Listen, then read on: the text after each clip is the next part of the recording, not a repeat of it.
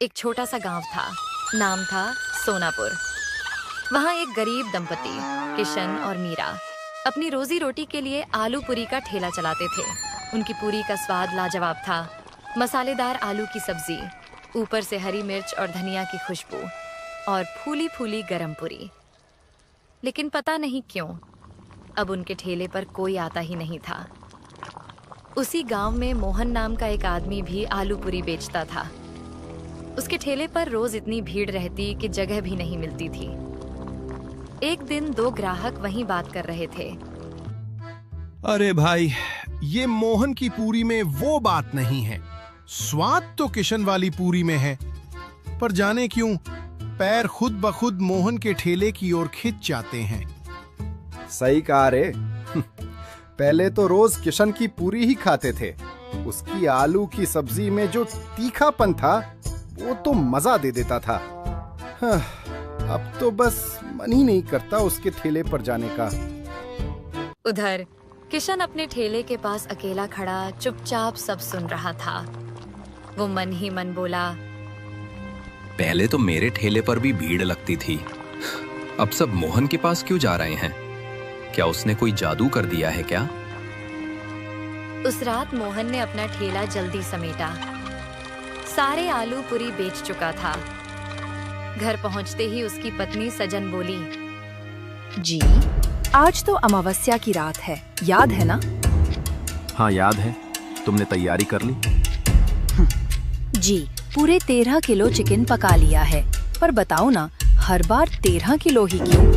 10 या 20 क्यों नहीं? अरे भगवान, मैंने उसे 13 तारीख को ही नींद से जगाया था। अब उसे हर अमावस्या को 13 किलो चिकन चाहिए। अगर नहीं दिया तो हमें ही खा जाएगा। सजन कांप गई। क्या? आपने उसे जगाया क्यों? मोहन धीरे से बोला, पगली, उसी की वजह से तो हमारी पूरी बिकती है, वरना हम भी किशन की तरह बैठे रहते। उसके कारण ही हमारे अच्छे दिन आए हैं, उसका शुक्र मानो। दोनों कुछ देर खामोश रहे। बाहर हवा में अजीब सी सिहरन थी। फिर मोहन बोला, चलो अब सो जाओ, मैं जाकर उसको चिकन खिलाकर आता हूँ। आखिर वो कौन है जो हर अमावस्या को 13 किलो चिकन मांगता है? अगली सुबह सूरज की किरणें गांव की पगडंडियों पर फैल चुकी थीं। मोहन अपने ठेले को चमका रहा था। तेल गर्म हो चुका था और पूरी तलने की खुशबू पूरे चौराहे में फैल रही थी। उसके चेहरे पर वही आत्मविश्वास था। आज फिर भीड़ लगेगी। उधर किशन अपने ठेले पर उदास बैठा था। बर्तन सजे थे, आलू की सब्जी तैयार थी, पर ग्राहक कोई नहीं। वह मन में बोला, कभी मेरे ठेले पर भी भीड़ रहती थी। अब तो जैसे गांव वालों को मेरा चेहरा भी नहीं दिखता। तभी गांव में शहर से आए एक दंपति दाखिल हुए, राकेश और नेहा। उन्होंने एक गांव वाले को रोका। भाई साहब, हम नए आए हैं इस गांव में, नाश्ता करना है, बताइए कहाँ मिलेगा अच्छा? सबसे बढ़िया नाश्ता तो मोहन के ठेले पर मिलता है, यहीं पास में है। दोनों ने शुक्रिया कहा और चल पड़े। जब वे मोहन के ठेले के पास पहुंचे तो वहां भारी भीड़ लगी थी। अरे जी, यहाँ तो बहुत भीड़ है। कितना इंतजार करें? सही कहा, चलो कहीं और देखते हैं। तभी नेहा की नजर पास में पड़े एक सुनसान ठेले पर पड़ी। देखो उधर, वो ठेला कितना साफ है और खुशबू भी कितनी अच्छी आ रही है। हाँ चलो वहीं चलते हैं। वो दोनों किशन के ठेले पर पहुंचे। किशन ने उन्हें देखकर मुस्कुराते हुए कहा, आइए सर, मैडम गरम गरम आलू पूरी दूं? हाँ भाई, 2 प्लेट देना। पूरी एकदम फूली हुई होनी चाहिए। किशन ने स्नेह से 2 प्लेट परोसी। दोनों ने पूरी चखी। वाह, ये तो वाकई लाजवाब है। सच में भाई, तुम्हारी पूरी का तो कोई जवाब नहीं। पर एक बात बताओ, इतने बढ़िया स्वाद के बाद भी यहाँ कोई ग्राहक क्यों नहीं?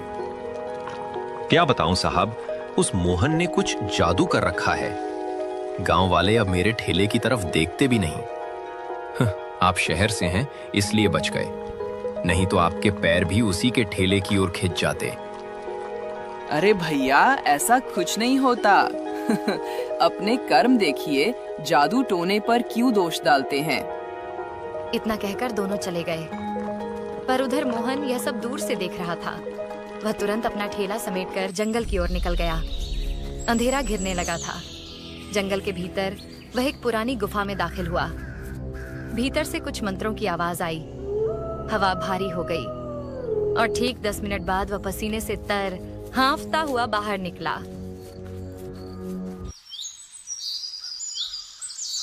अगली सुबह वही शहर वाले फिर नाश्ते के लिए निकले। सुनो जी, पता नहीं क्यों मेरा मन उस मोहन के ठेले पर जाने का कर रहा है। अरे मेरा भी। कल तो मैंने कहा था वहां भीड़ ज्यादा है, फिर भी मुझे आज वहीं जाने का मन कर रहा है। दोनों हंसते हुए सीधे मोहन के ठेले पर पहुंचे। किशन दूर से यह सब देख रहा था। उसका चेहरा सफेद पड़ गया। तो अब उन पर भी जादू चल गया। जब राकेश और नेहा नाश्ता करके लौट रहे थे तो रास्ते में गांव के मुखिया मिल गए। कैसे हैं शहर वाले बाबू? कैसा लगा हमारा गांव? बहुत प्यारा गांव है मुखिया जी। बस एक अजीब बात है, कल हम किशन के ठेले पर गए थे, आज जाने क्यों हमारे पैर खुद ब खुद मोहन के ठेले की ओर खिंच गए। कुछ तो अजीब है उस ठेले में। अरे नहीं बाबूजी, कुछ अजीब नहीं। मोहन के आलू पूरी का स्वाद ही ऐसा है कि लोग खुद खिंच जाते हैं। पर राकेश और नेहा जब आगे बढ़े तो दोनों के मन में एक ही सवाल गूंज रहा था। क्या सचमुच स्वाद खींचता है या फिर मोहन का कोई रहस्यमयी राज? शाम का समय था। किशन अपने घर में चूल्हे के पास बैठा था कि तभी दरवाजे पर दस्तक हुई। दरवाजा खोला तो सामने राकेश और नेहा खड़े थे। अरे सर, मैडम, आप यहाँ मेरे घर पर? किशन जी, जो आपने कहा था, लगता है वो सब सच है। देखा, मैंने पहले ही कहा था, वो मोहन कोई साधारण आदमी नहीं है। पर आपको यकीन ही नहीं हुआ। अब यकीन हो गया है किशन। जो आज हमने देखा उसके बाद शक की गुंजाइश नहीं बची। किशन हैरान होकर बोला, क्या देखा आपने? हमने मोहन को जंगल की तरफ जाते देखा। एक थैली में कुछ था, शायद वही राज छिपा है वहां। तो फिर देर किस बात की? चलो आज उस जादू का पर्दा फाड़ ही देते हैं। तीनों जंगल की ओर निकल पड़े। हवा ठंडी थी, पेड़ झूम रहे थे और चारों तरफ एक रहस्यमय सन्नाटा था। सुनिए, ये कैसी गंध है? चिकन की खुशबू जैसी। लगता है मोहन ने ही चिकन लाया होगा। दूसरा कौन जंगल में चिकन लाएगा? कुछ दूर जाने पर उन्हें एक पुरानी गुफा दिखाई दी। गुफा के भीतर से किसी के बड़बड़ाने की आवाज आ रही थी, जैसे कोई मंत्र पढ़ रहा हो। किशन सुनो, ये आवाज मोहन की लग रही है। मुझे डर लग रहा है, वापस चलें? नहीं नेहा जी, अब पीछे नहीं हटेंगे, चलिए। तीनों धीरे धीरे गुफा के अंदर गए। उस रात के बाद किशन, राकेश और नेहा को किसी ने फिर कभी नहीं देखा। कहते हैं तीनों उसी गुफा में कैद हो गए और मोहन का राज राज ही रह गया। अगली सुबह मोहन ने हमेशा की तरह अपना ठेला लगाया, मुस्कुराते हुए पूरी तलने लगा और इसी तरह खत्म हो गई कहानी एक लालची आलू पूरी वाले की।